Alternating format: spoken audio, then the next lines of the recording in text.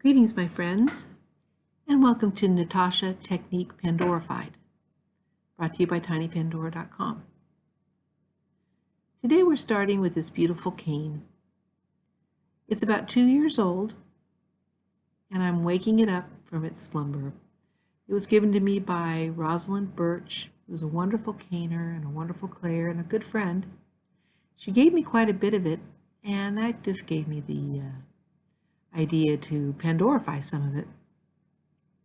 I love the colors she chose, that fuchsia, the peach, the white, and then around the edges is a dark olive green, all the kind of colors that I really like. But you know, Pandorification simplified is just taking a perfectly good piece of clay or cane and changing it into something completely different. You know, my goal is always to see something that I've never seen before. So I think this particular cane really lends itself to that because it's already so pretty. So I'm softening it up like this. You know, it's the only thing that can go wrong with this technique of softening is to start twisting it too soon. So I'm really squeezing it and get it to go the way I want it to go, which is to soften and start to bend a little bit. Elapsed time on this was about 6 minutes and 30 seconds. But you don't have to watch all that. So I'm squeezing it. I'm not trying to reduce it at all. I like the size that it is. So I don't have to worry about distortion or reduction right now. I'm just thinking about how this cane can wake up enough to be twisted.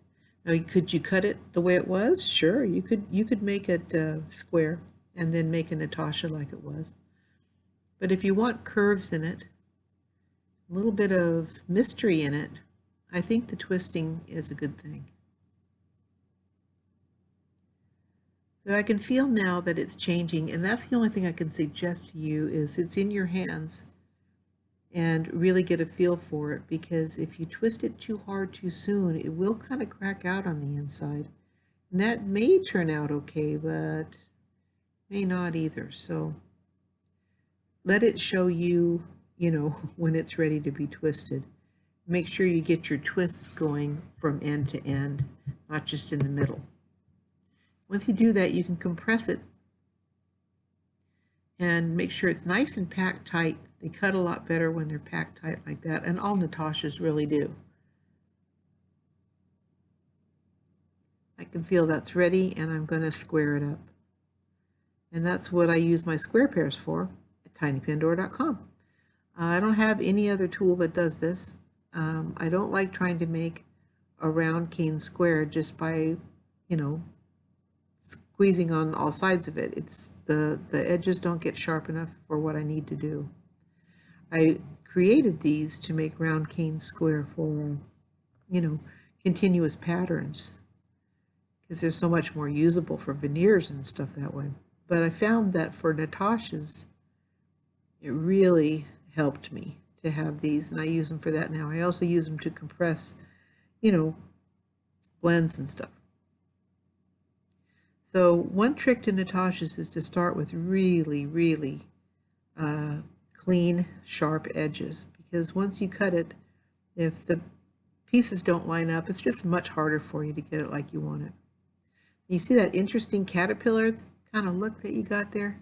You know, you just ain't seen nothing. You can't believe what this cane is going to do. I was so excited about it. But I love the green stripy parts. They're really pretty, and they add a lot to the end design. And I'm really glad I'm removing this white, because I really think I would have lost a lot of the symmetry of the two green sides going together, and you'll see that in a little bit. I'm taking my time with this. I don't want to cut it to death till, you know, it's not here anymore, but I want to make sure it's really sharp and clean. See a little bit of that pink peeking through. It's so exciting. And we're gonna chill this for about 10 minutes.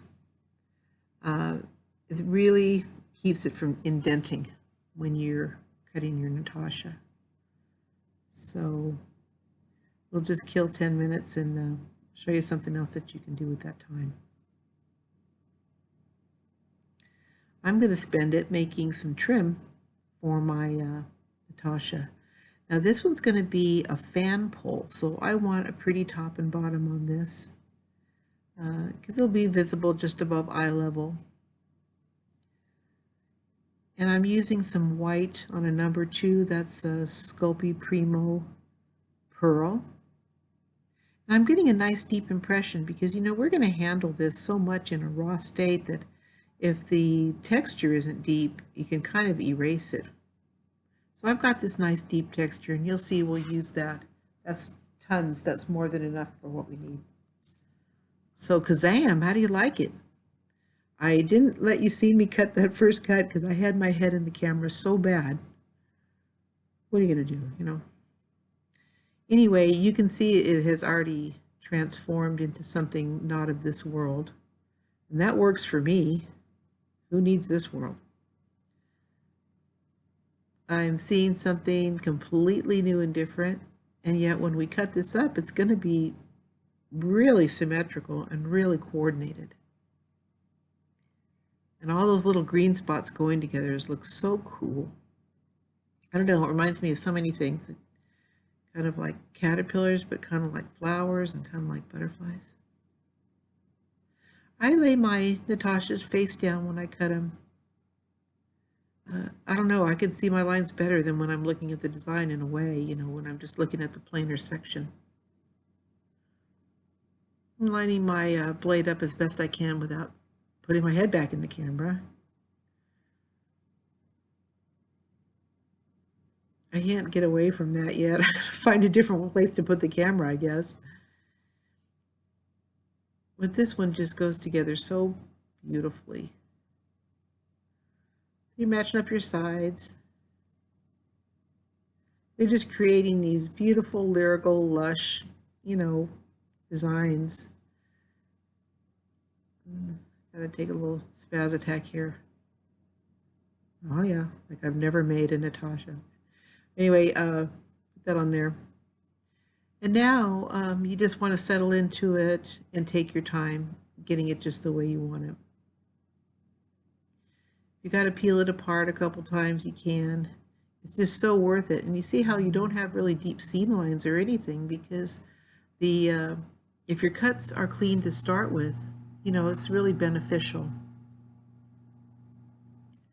Hear that low humming? That's the creepy sound of this funeral home that my studio's in. I don't know what it is, and I don't think I want to know. So take your time and line it up.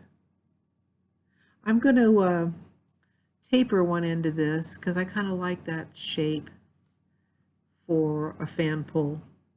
You could taper both ends. I've seen people do that. It's so pretty for beads and stuff.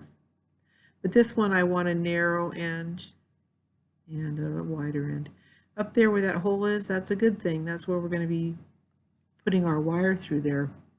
In the next video, I'm going to show you how to put this together, how to make dangling charms for it and everything. I hope you'll like that. I didn't include it in this video because this is really a Natasha video. But I love making charms. Oh, I always need an excuse to make more. So, you know, we can explore that a little bit. And I'll show you how to make a wrapped loop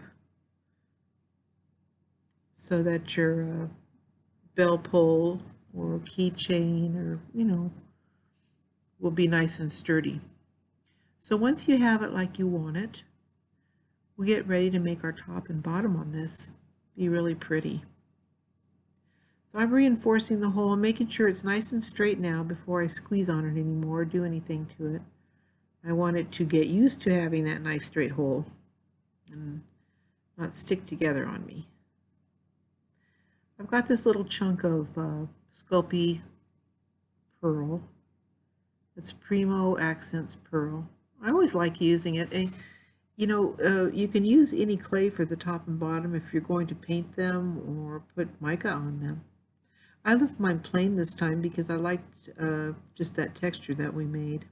But you can do a lot with that texture too. It looks beautiful if it's antiqued. So, you know, Just use your imagination on that part. See what I mean about the head? Who wants to see my pumpkin head? I should just cut that part out, but you know, I keep cutting stuff out and then we don't know what's going on. Anyway, we're going to cut the edges of that off. And all we're doing here is not too scientific. We're just making a little margin to lay down our trim. And we're just going to cut a little piece of that textured material. Hey, I tried wrapping it around the square. No, you don't want to do that. It was really hard to do, and it didn't turn out as well. So in this this video, I cut it into little pieces, and you'll see that in a minute. I do recommend that. Now for the top, you can wrap it around. You can wrap the trim strip around, but for the bottom, just you might want to do it like this. I put a little bacon bond on that base. I'm just settling that little square on there, and it's just to hold up the textured trim. Not going to show. You can cover the sides and the bottom. You just want to make sure it's stuck and that it's fairly even. That's fine.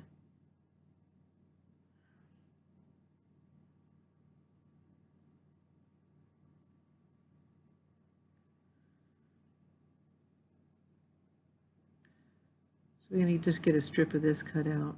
You just choose the spot you like the best. It looks a lot different in the end because it's so tiny. You know, so you don't have to worry too much about exactly what part you put on there, but it's all really pretty. That's just a fondant mold. You can bake in those. You know, like if you're making a trim for a box or something, you could cut the strips to size, and you know, you can bake them right in that mold. They're really good molds. So this is the way I chose to do this after a couple of experiments. I think it's the easiest way for a square object. I just pop them on here. You don't have to have them be too perfect here because you're going to be working with them quite a bit and settling them down and evening them up, and in the end it turns out really nicely. You see how small that design goes, so you don't have to be too worried about the design, just so it's got something to look at down there.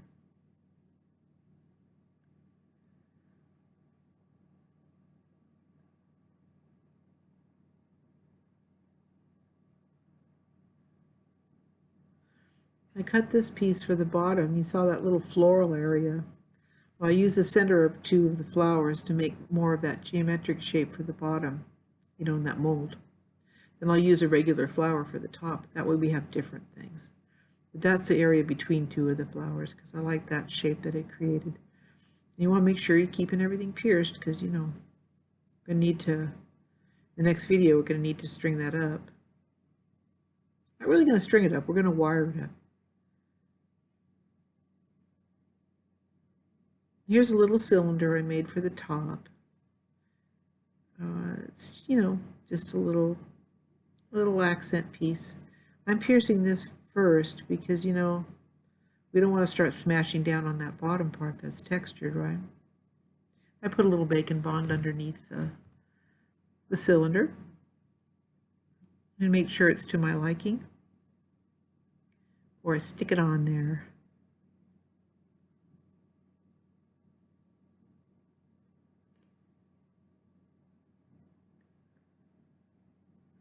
I've got my nice Amico bead pin. You see my piercing tool doesn't go through that all the way anymore. I'm not putting any pressure on that because I'm trying not to mash the bottom. So I'm just kind of twisting it in very gently without pushing down. Those Amico bead pins are just the best. If you can ever find them, be sure you get some. So I just took a little strip of that texture, see, and wrapped it around the top. With the circle it works. With the square it was miserable, but with the round pieces the trim goes on there pretty easily. I'll take my pin out. I left it in there when I was working with this so I wouldn't have to squeeze it so much. Now I just cut a little flower out of that mold we had. pop it on the top here.